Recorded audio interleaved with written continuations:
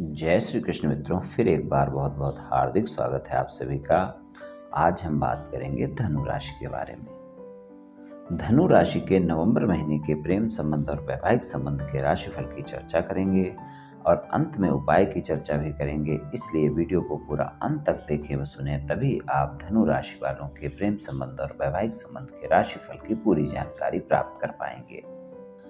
ये राशिफल चंद्र राशि पर आधारित है, यानी मून साइन पर। जिन लोगों को अपनी राशि नहीं पता है वो लोग अपनी जन्म कुंडली में ये देख लें कि चंद्रमा उनकी किस राशि में है। जिस राशि में चंद्रमा है वही उनकी राशि है। जिनके पास जन्म कुंडली नहीं है वो अपने नाम के पहले अक्षर से अपनी नाम राशि जान सकते हैं और ये राशिफल अपनी नाम राशि से देख व सुन सकते हैं। तो चलिए मित्रों, शुरू करते हैं। सबसे पहले धनु राशि वालों के प्रेम संबंधों की बात करेंगे। धनु राशि वालों के प्रेम संबंधों की बात करें तो पंचम भाव के स्वामी मंगल हैं और वहां पर मेष राशि है और आपके राशि स्वामी गुरु हैं। और आपके राशि स्वामी गुरु का जो गोचर है वो मीन राशि में यानी कि चौथे भाव में रहेगा धनु राशि वालों के। तो आपके राशि स्वामी का गोचर अच्छा है। और अगर हम देखें तो पंचम भाव के स्वामी जो मंगल हैं उनका गोचर वृषभ राशि और मिथुन राशि में पूरे महीने रहने वाला है। तो यहाँ पर देखें कि 13 नवंबर से वो वृषभ राशि में आ जाएंगे। इससे पहले उनका गोचर मिथुन राशि में है। तो 13 नवंबर तक का जो समय है प्रेम संबंधों में ज़्यादा अच्छे परिणाम दिखाएगा और 13 नवंबर के बाद का जो समय है वो आपके साथी के साथ व्यर्थ के बाद विवाद दिखा सकता है। तो 13 नवंबर तक का समय ज़्यादा अच्छे परिणाम दिखा रहा है। और आपके भाग्य भाव के स्वामी जो सूर्य हैं उनका गोचर तुला राशि और वृश्चिक राशि में रहने वाला है। 16 नवंबर से वो वृश्चिक राशि में रहेंगे। इससे पहले वो तुला राशि में रहेंगे और तुला राशि में जब रहेंगे तो उनकी दृष्टि जो है पंचम भाव पर बनी रहेगी, तो भाग्य का साथ भी मिलेगा यहाँ पर। तो यहाँ पर अगर हम देखें तो 13 नवंबर तक का समय ज़्यादा अच्छा परिणाम दिखा रहा है। 13 नवंबर तक आपके प्रेमी प्रेमिका के साथ संबंधों में काफ़ी मधुरता रहने वाली है और 13 नवंबर के बाद का जो समय है वो सामान्य परिणाम रहेंगे। वहाँ पर छोटी छोटी बातों से को आप लोग बड़ा कर सकते हैं और आपके वाद विवाद हो सकते हैं। तो ध्यान रखकर चलें कि आप 13 नवंबर के बाद अपने प्रेमी प्रेमिका के साथ संबंधों में वाद विवाद से बचें। और अगर आप सिंगल हैं, साथी की तलाश में हैं, किसी से मित्रता करना चाहते हैं, किसी से मित्रवत संबंध है, प्रेम संबंधों में बदलना चाहते हैं या फिर किसी को प्रस्ताव देना चाहते हैं, मुलाकात करना चाहते हैं, डेट पर जाना चाहते हैं, तो 13 नवंबर तक का समय ज़्यादा बेहतर है और 13 नवंबर के बाद का समय सामान्य परिणाम दिखाएगा। तो अगर आप 13 नवंबर तक प्रयास करते हैं तो वहाँ पर आपको ज़्यादा अच्छे परिणाम देखने को मिल सकते हैं।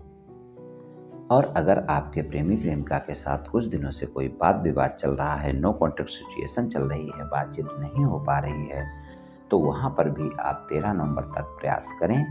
जिन गलतफहमियों के चलते आपका वाद विवाद हुआ है उनको स्पष्टता से दूर करें, क्योंकि ये न भूलें कि पंचम भाव में इस समय पर राहु का गोचर चल रहा है।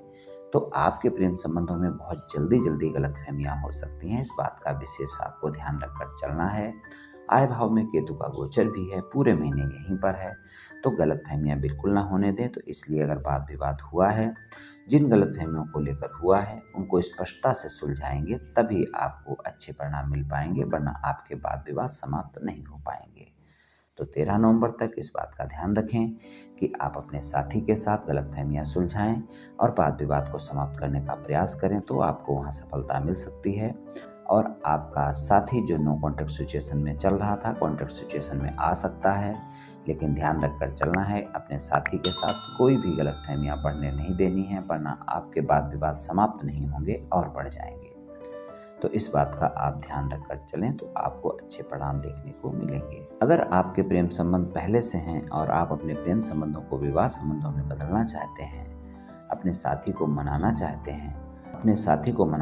हैं, अपने घर परिवार वालों को मनाना चाहते हैं, बातचीत करना चाहते हैं, तो ये ध्यान रखकर चलें कि इस महीने आपको सफलता मिलती हुई नहीं दिख रही है। हालांकि आप प्रयास करें, सामान्य रूप से ज़्यादा प्रयास करने होंगे आपको, तभी सफलता मिल सकती है। लेकिन आपकी बातों को लेकर आपके घर वाले गलतफहमियां बढ़ा सकते हैं और आपकी बातचीत बनती हुई नहीं दिखेगी। इसलिए इस बात का ध्यान रखकर चलें कि अगर आप अपने साथी के साथ बातचीत करते हैं, घर वालों से कोई बातचीत करते हैं, तो वहाँ पर कोई भी गलतफहमियां ना बढ़ने दें। इस बात का विशेष ध्यान रखकर चलें। भी आपके प्रेम संबंध विवाह संबंध में बदल सकते हैं, वरना वहाँ पर आपको दिक्कतों का सामना करना पड़ेगा, क्योंकि आसानी से आपके घर वाले और आपके साथी के साथ बातचीत आपकी बनती हुई नहीं दिख रही है। इस बात का ध्यान रखकर आप चलें। वैवाहिक संबंधों की बात कर लेते हैं तो वैवाहिक संबंधों में आपको सामान्य परिणाम मिलेंगे। आपके सप्तम भाव के स्वामी बुध हैं, वहाँ पर मिथुन राशि है और बुध का गोचर 13 नवंबर को वृश्चिक राशि में होगा। इससे पहले तुला राशि में रहेंगे, केतु के साथ रहेंगे। तो पूरा महीना आपके साथी के साथ व्यर्थ के वाद विवाद देखे जा सकते हैं। अगर आप अपने साथी के साथ गलतफहमियां बढ़ाते हैं, छोटी छोटी बातों को बड़ा करते हैं, तो पूरा महीना ऐसा रहेगा जब बहुत जल्दी ही आपके जीवन साथी के साथ वाद विवाद देखने को मिलेंगे। इसलिए इस बात का ध्यान रखें कि गलतफहमियां ना बढ़ने दें, वाद विवाद ना बढ़ने दें, तभी आपको वैवाहिक संबंधों में अच्छे परिणाम मिल पाएंगे। अगर आपके जीवन साथी के साथ कोई भी वाद विवाद चल रहा है और अगर आप उस वाद विवाद को सुलझाना चाहते हैं, तो इस महीने आपको ज़्यादा प्रयास करने की जरूरत होगी, तभी आपके वाद विवाद सामान्य हो पाएंगे, यानी कि वाद विवाद सुलझ पाएगा और आपके रिश्ते सामान्य हो पाएंगे। तो इस बात का ध्यान रखकर चलें कि अगर आप अपने जीवन साथी के साथ कोई भी वाद विवाद सुलझाना चाहते हैं तो वहाँ पर स्पष्टता बहुत ज़रूरी है, जीवन साथी को मनाना बहुत ज़रूरी है और जिन बातों को लेकर गलतफहमियां हुई हैं उन बातों को पूरी तरह से सुलझाना बहुत आवश्यक है, तभी आपके वाद विवाद दूर हो पाएंगे। बाकी जीवन साथी के साथ संबंध आपके सामान्य रहेंगे। आप अपने जीवन साथी के साथ समय भी गुजारेंगे और आप अपने जीवन साथी के साथ कहीं घूमने फिरने का इस महीने प्लान कर सकते हैं, वहाँ पर जा सकते हैं और वहाँ पर आपके जीवन साथी के साथ संबंध अच्छे होंगे।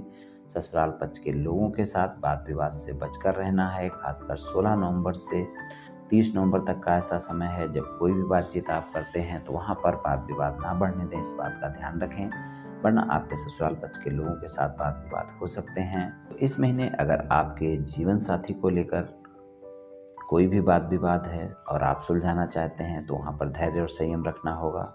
अगर आप विवाहित हैं, किसी रिश्ते की तलाश में हैं और कोई रिश्ता आपके लिए आता है तो वहाँ पर भी आपको ज़्यादा गलतफहमियों से बचना होगा। और अगर आपकी बातचीत कहीं चल रही है और कुछ बातों को लेकर बातचीत अटकी हुई है तो वहाँ पर भी आपको धैर्य और संयम दिखाना ही होगा। तो इस महीने इस बात का ध्यान रखकर चलें धनु राशि वाले, चाहे आपके प्रेम संबंध हों और चाहे आपके वैवाहिक संबंध हों, दोनों जगह आपको गलतफहमियों से बचना है, धैर्य और संयम का परिचय लेना है, वरना बहुत जल्दी आपके वाद विवाद हो जाएंगे और छोटी छोटी बातें बड़ी हो जाएंगी और आपके रिश्ते खराब होंगे। तो इन बातों का अगर आप ध्यान रखेंगे तो आपके प्रेम संबंध और वैवाहिक संबंध में आपको सामान्य परिणाम मिलेंगे।